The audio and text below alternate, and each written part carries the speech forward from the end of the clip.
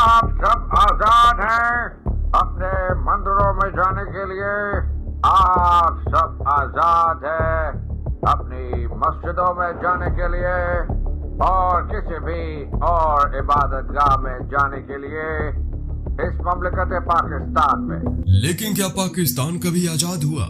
जिन्ना के इन भाषणों ने शोर तो बहुत की। लोगों की हुजूम ने अल्लाह अकबर के नारे लगाकर जिन्ना के इन भाषणों का समर्थन भी किया। फिर क्यों सितंबर की उमस भरी दोपहर में कराची की सड़क पर बिना तेल के बंद पड़े एक एम्बुलेंस में जिन्ना की तड़पते हुए मौत हो गई। और क्या पाकिस्तान भी आज उसी तरह बिना तेल के बंद पड़े एम्बुलेंस में तड़प रहा है? जानेंगे सब कुछ, लेकिन उससे पहले आपसे एक छोटी सी गुजारिश है कि इस वीडियो को लाइक और चैनल को सब्सक्राइब जरूर कर दीजिएगा ताकि ये वीडियो पाकिस्तान के लोगों तक भी पहुँच सके। अगर आप ये वीडियो पाकिस्तान से देख रहे हैं तो थोड़ी देर के लिए आप अपनी नेशनलिटी और अपने धर्म को भूल जाइए ताकि आप चीजों को अच्छे से समझ सके। अगर आप भारत के इतिहास पे गौर करेंगे तो आपको मालूम चलेगा कि मुस्लिमों ने कभी भी इस देश को अपना नहीं समझा। मुस्लिम शासकों द्वारा गैर मुस्लिमों पर जिजिया लगाना, डरा धमका कर धर्म परिवर्तन करना, गैर मुस्लिम औरतों का बलात्कार करना, फिर उन्हें दूसरे इस्लामिक देशों में बेच देना, यहाँ के मंदिरों को लूटना तोड़ना, इन्होंने ये सब हमेशा किया जब तक कि अंग्रेजी हुकूमत नहीं आ गई। अंग्रेजी हुकूमत में भी मुसलमानों ने कुछ ऐसे विद्रोह शुरू कर दिए जिनका लेना देना किसी भी तौर से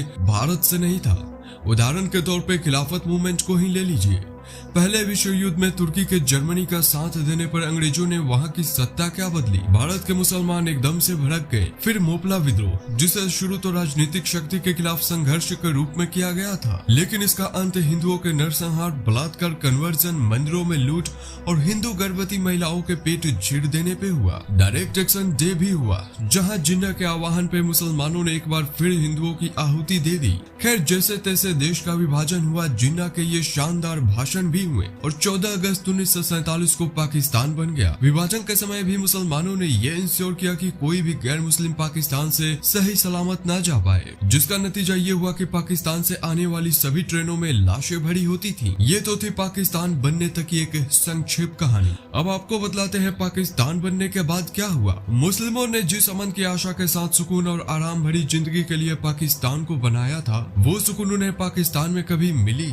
21 जुलाई 1948 को जब जिन्ना की तबीयत अचानक से खराब हो गई और डॉक्टर ने जिन्ना को बतलाया कि उसे ट्यूबरकुलोसिस यानी कि टीबी है, तो आप जानते हैं जिन्ना ने क्या कहा? जिन्ना ने कहा कि ये तो मैं 12 साल से जानता हूँ। मैंने अपनी बीमारी को सिर्फ इसलिए जाहिर नहीं किया था कि हिंदू मेरी मौत का इंतजार न करने लगे। यहाँ हिंदू शब्द से दो मतलब निकलता है। पहला यह है कि जिन्ना भी बाकी मुसलमानों की तरह हिंदुओं को नीच समझते थे, और दूसरा मतलब यह कि यहाँ हिंदू शब्द से उन लोगों को संबोधित किया है जो विभाजन के खिलाफ थे, लेकिन वो नाम लेकर भी तो कह सकते थे, क्योंकि ये बात तो सभी को पता थी कि कौन से लोग विभाजन के खिलाफ थे। फिर हिंदू कहने का क्या मतलब? जाहिर सी बात है, जिन्ना भी हिंदुओं को नीच समझते थे। 30 जुलाई 1948 को पाकिस्तान का पहला प्रधानमंत्री लियाकत अली खान जब बिना किसी पूर्व सूचना के अचानक जिन्ना से मिलने पहुंच गया, तो जिन्ना ने अपनी बहन फातिमा जिन्ना से कहा कि फाती, तुम जानती हो वो यहाँ क्यों आया है? वो देखना चाहता है कि मेरी बीमारी कितनी गंभीर है और ये कि अब मैं कितने दिन जिंदा रहूंगा। यहाँ जिन्ना के इस बात से पता चलता है कि जिन्ना और लियाकत अली खान के बीच में कुछ भी सही नहीं था, और ये बात तब और भी स्पष्ट हो जाती है जब रात के समय जिन्ना कहीं घर में जिन्ना के बहन के साथ बैठकर खाना खाते समय लियाकत अली ठहाके मार मार कर हंस रहा था और वहाँ बैठे सभी को जोक्स सुना रहा था। सोचिए कैसे कोई घर के मुखिया के बीमार पड़ने पर हंस सकता है। ऊपर जिन्ना बेड पे पड़ा था और नीचे ये ठहाके लगा रहा था। जिसने पाकिस्तान को बनाया उसी के मरने का इंतजार ये सब बेसब्री से कर रहे थे।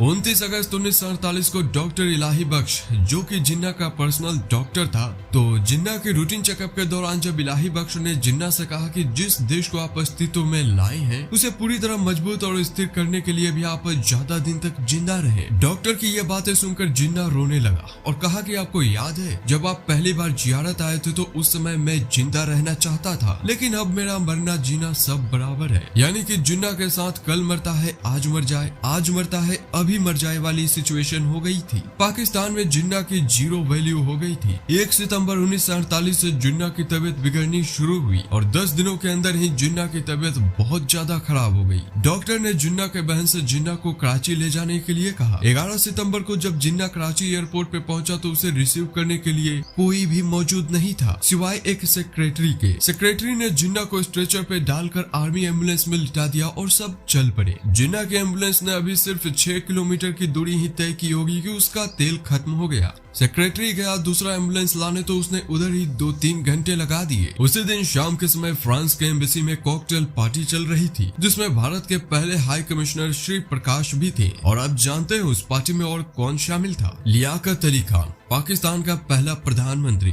जब लियाकत अली खान से श्री प्रकाश ने बातों बातों में पूछा कि जिन्ना को रिसीव करने कोई नहीं गया था एयरपोर्ट पे, तो लियाकत अली ने कहा कि जिन्ना सादा मिजाज आदमी है, उसको ये सब पसंद नहीं। एयरपोर्ट तो छोड़िए, जिन्ना की रेजिडेंस पे भी कोई नहीं गया मिलने। एक तरफ देश का फाउंडिंग फादर अपनी अंतिम सांसें ले रहा था और दूसरी तरफ पाकिस्तान का प्रधानमंत्री जाम छलका रहा था। जिन्ना ने जिसे पाल पोस कर बड़ा किया, बड़ी ओहदा दी, उसी ने जिन्ना को अकेला छोड़ दिया उसके अंतिम समय में। खैर 11 सितंबर 1948 को जिन्ना की कहानी खत्म हो गई। जिन्ना की यह संक्षिप्त जीवनी सुनकर अगर आप सोच रहे हैं कि जिन्ना कितना शरीफ आदमी था, तो आपको बतला दूं कि जो ये इमरान खान आजकल रियासत मदीना और मुसलमानों को जहनी आजादी की चूरन बेचता है, ये चूरन दरअसल जिन्ना का ही है। क्योंकि जिन्ना ने भी इस्लाम के नाम पर मुसलमानों को खूब चूरन बेचा। होटल में जाकर सुअर का मीट खाता था और बाहर निकलकर नया मदीना बनाने की बातें करता था। इस्लाम से उसको कुछ भी लेना देना था नहीं क्योंकि वो कन्वर्टेड था। एक बार किसी ने जिन्ना से उसके पूर्वजों के बारे में पूछा तो उसने बड़े ही गर्व के साथ कहा था कि वो राजपूतों का वंशज है। जिन्ना सिर्फ पावर और पोजीशन चाहता था। माउंटबेटन जिन्ना को मनोरोगी यानी कि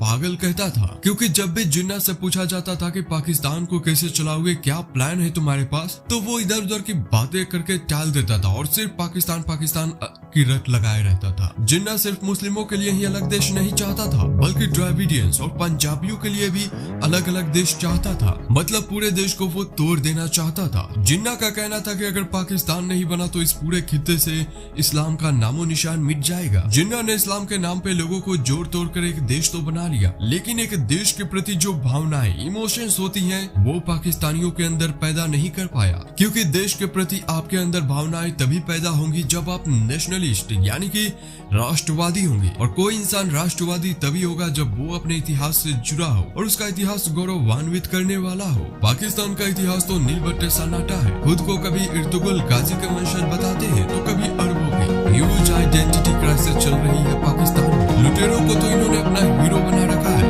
इसलिए आज भी जो आता है लूट कर चला जाता है। और विदेशों में बैठे पाकिस्तानी यूट्यूब पे आकर रोते हैं कि हमारा खाना एक है, हमारी सोच एक है, हमारा डीएनए एक है। अरे कुछ भी एक नहीं है। अगर आपकी और हमारी सोच एक होती तो आज भारत में जिस तरह मुस्लिम 30% है, उसी तरह पाकिस्तान में भी हिंदू 20% होते। कितनी बेशर्मी के साथ ये झूठ बोल लेते हैं, उफ, शर्म भी इनके आगे पानी पानी हो जाए। दरअसल दोस्तों, पाकिस्तान जिस इस्लाम के नाम पर बना है, उस इस्लाम में नेशनलिज्म का कोई कंसेप्ट ही नहीं है। और शायद इसीलिए इराक, सीरिया और अफगानिस्तान में ISIS तालिबान से लड़ने के बजाय वहाँ के लोगों ने भागना मुनासिब समझा और ये भागकर जिस देश में भी गए हैं, उस देश को सीरिया, इराक और अफगानिस्तान बनाने में लग गए हैं। यूट्यूब पे ऐसे कई वीडियोस मिल जाएंगे जहाँ पाकिस्तानियों ने देश से ज्यादा जरूरी अपने धर्म को बतलाया है। पाकिस्तानियों ने तो अपने स्कूल कॉलेजों की साइंस की किताबों में भी इस्लाम को घुसा रखा है और इसलिए आज दर दर की ठोकरें खा रहे हैं। वेल, आपको ये वीडियो कैसी लगी कमेंट करके जरूर बतलाइएगा। वीडियो को लाइक और चैनल को सब्सक्राइब जरूर कर दीजिएगा। तुम मिलते हैं आपसे अगले वीडियो में, तब तक के लिए take care and have a nice time ahead.